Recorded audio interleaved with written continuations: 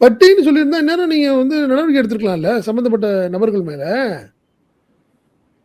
என்னங்க இது இதெல்லாம் இதெல்லாம் கதையா இது? தேர்தல் கமிஷன்ட்ட வச்சு நடவடிக்கை எடுங்க. உண்மையிலேயே பட்டி அங்க அடைச்சு வச்சிருக்காங்கன்னா பாருங்க. கோயம்புத்தூர்ல பட்டி இருக்குதா? ம். பாருங்க. வந்து பாருங்க. நான் என்ன சொல்றேன், பாருங்க. ப்ரூவ் பண்ணுங்க. அதுக்கப்புறம் பேசுங்க.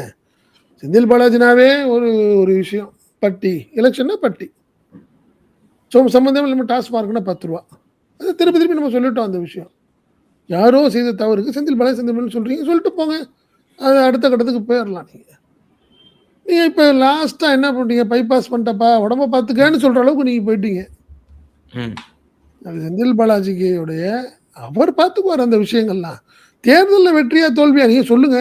ஏப்பா எம்.ஆர். விஜயபாஸ்கர் இந்த முறை தோத்துட்டா, இனிமே நாங்க எம்.ஆர். விஜயபாஸ்கரை அரசியல விட்டு அனுப்பிருவோம். பார்த்து செய்யுங்க. அவருக்கு தான் கடைசி தேர்தல்னு சொல்லுங்க. டிக்ளேர் பண்ணுங்க. ஏதாவது ஒண்ணு ஒரு சேலஞ்ச் ஒரு வித்தியாசமா இருக்கணும்ல கேம். பாவம் தோத்தவரையே திருப்பி திருப்பி கொண்டாந்து எம்.ஆர். விஜயபாஸ்கரை நிப்பாட்டி அவரை தோற்கடிச்சு பாவம் அவர அசிங்கப்படுத்தி, அவருக்கு பைபாஸ் பண்ற அளவுக்கு அவர் நிலைமைய ஆக்கி விட்டுறாரு எடப்பாடி பழனிசாமி. இப்ப ஆகப்போகுது அம்மன் அர்ஜுனுக்கு பைபாஸு. அப்படி சொன்ன பார்த்தா, இது மாரி எல்லாத்துக்கும் நடக்கும்ல அது.